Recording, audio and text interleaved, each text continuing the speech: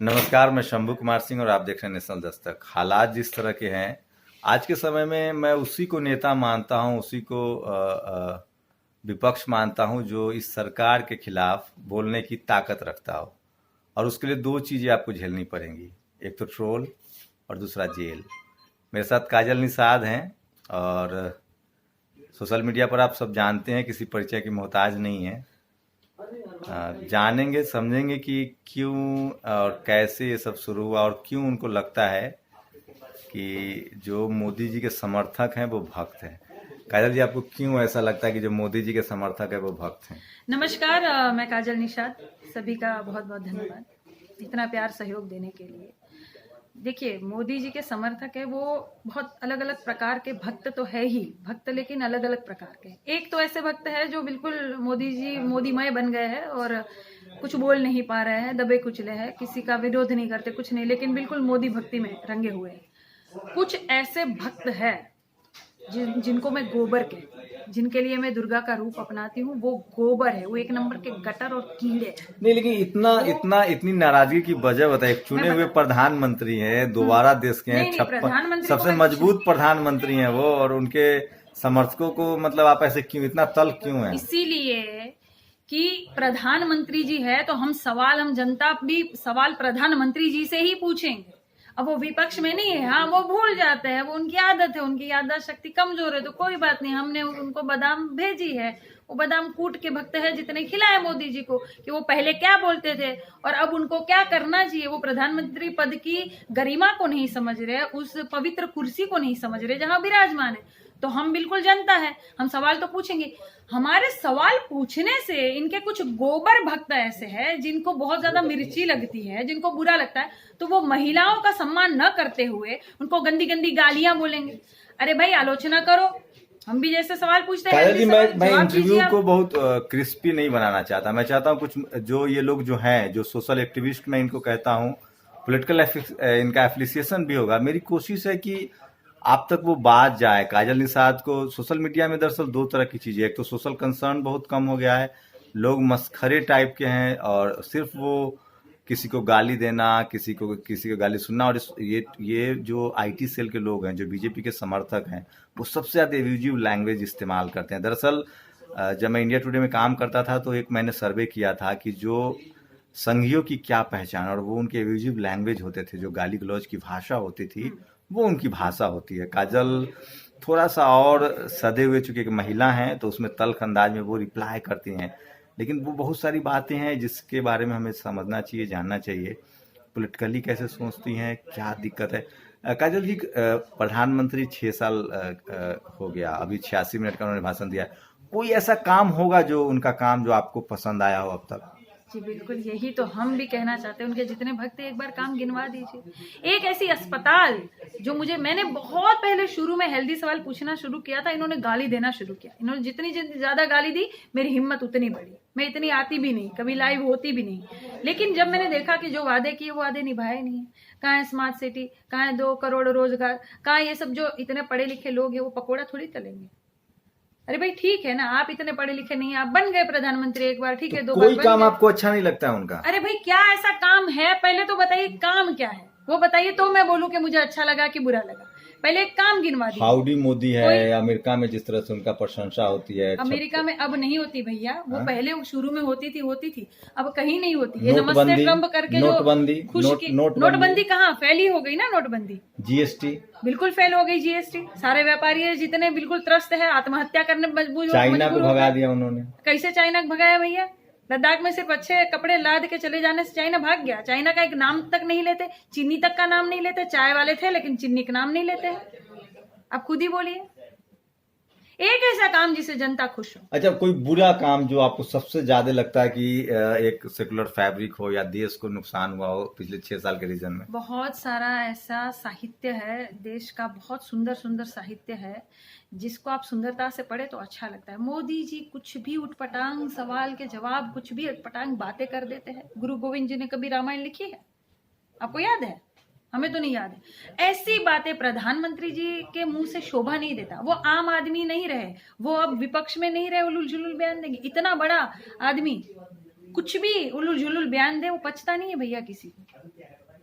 काजल जी, आपको पता है इस सरकार का एजेंडा में था, इस जो बीजेपी के समर्थक है, जो मेरा सोशल स्टडीज है, मुसलमानों को मारना, जिसकी वजह से उन लोग खुश होते हैं, और दूसरा बहुत सारे ऐसे सोशल, जैसे आरक्षण खत्म करना हो, गाय गोबर की राजनीति हो, उनके समर्थकों ने इसीलिए वोट दिया है आपको। रोजी रोटी और सड़क पुल नाला डेवलपमेंट, इसके लिए उनके समर्थकों ने वोट नहीं दिया है, और जो जिसके लिए उनके समर्थकों ने वोट दिया वो काम कर रहे हैं। आप लोग को क्यों एतराज है? क्या आप लोग मतलब राष्ट्रद्रोही हैं?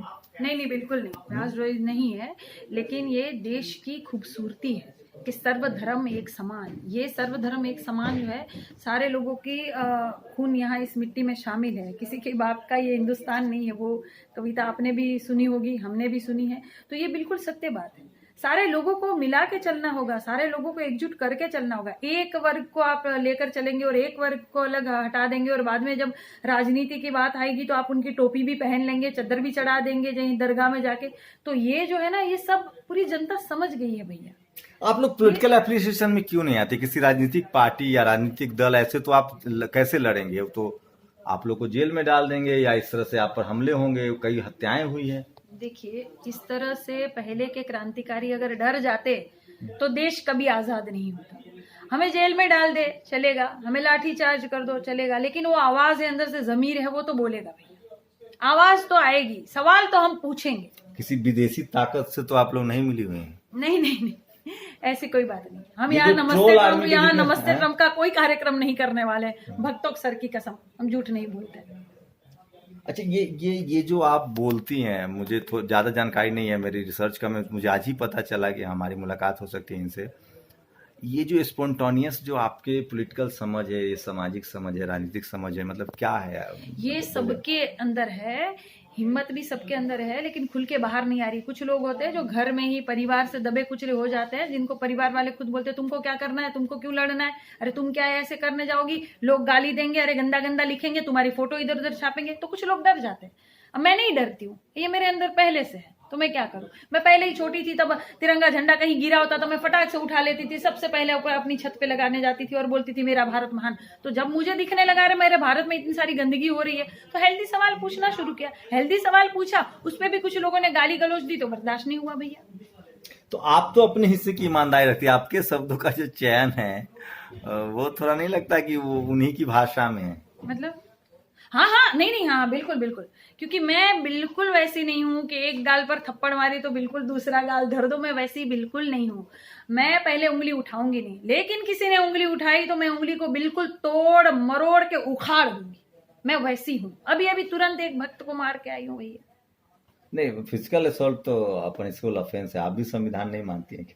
नहीं नहीं, मानती हूँ ना, क्यों नहीं मानती हूँ, लेकिन कोई हम पर उंगली उठाएगा तो हम चुप रहने वालों में से बिल्कुल नहीं है। मैं तो नहीं हूँ। दूसरी महिलाओं को भी मैं इसलिए जागरूक करती हूँ। कभी डर अपने लगता था, आवाज कभी डर लगता है? नहीं, डर आपको लगता है कभी कितना मुश्किल है?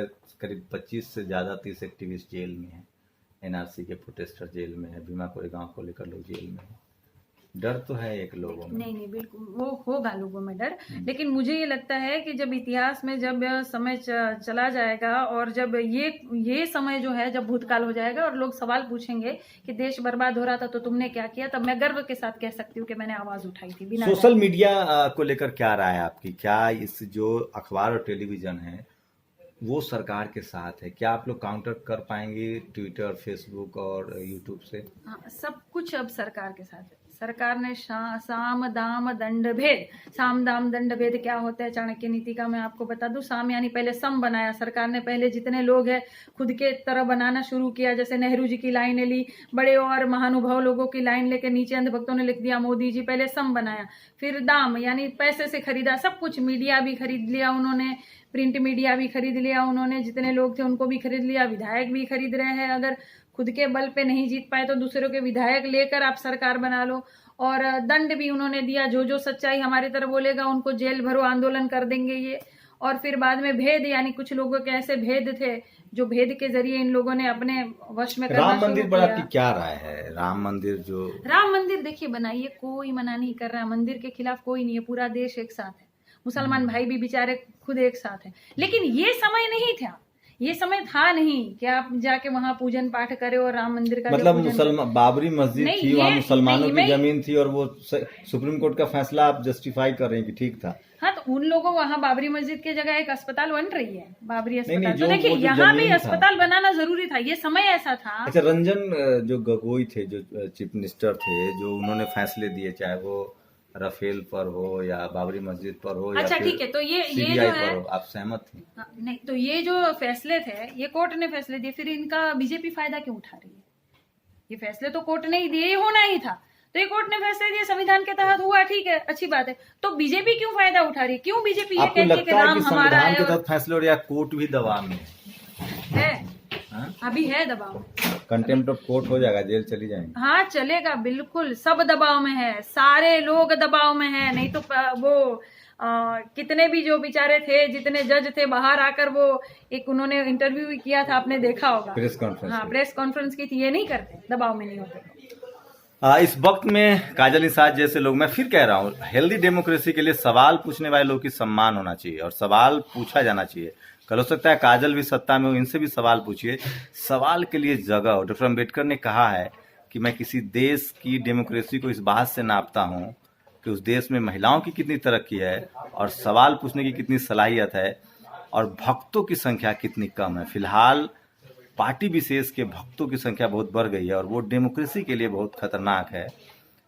इंदौरी साहब मर गए हैं, अगर आग लगेगी किसी मोहल्ले में तो सबका घर जद में आएगा। आप काजल निषाद को सोशल मीडिया पर, इनके यूट्यूब चैनल पर जा सकते हैं, काजल निषाद के नाम से ही मेरी जानकारी की यूट्यूब है, फेसबुक पेज पर जा सकते हैं।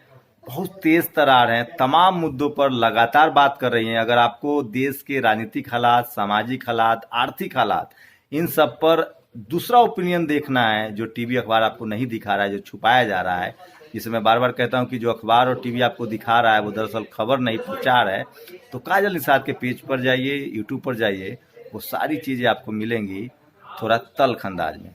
शुक्रिया मैम हमसे बात करने के लिए। शंभू कुमार सिंह, नेशनल दस्तक, दिल्ली। नेशनल दस्तक की आपसे गुजारिश है कि अगर इसको बचाना चाहते हैं तो नेशनल दस्तक को सब्सक्राइब करने के लिए रेड कलर के सब्सक्राइब बटन को दबाएं, फिर बेल आइकन की घंटी दबाएं। नेशनल दस्तक को बचाने के लिए बहुत जरूरी है कि हर खबर को शेयर करें, लाइक करें, कमेंट जरूर करें।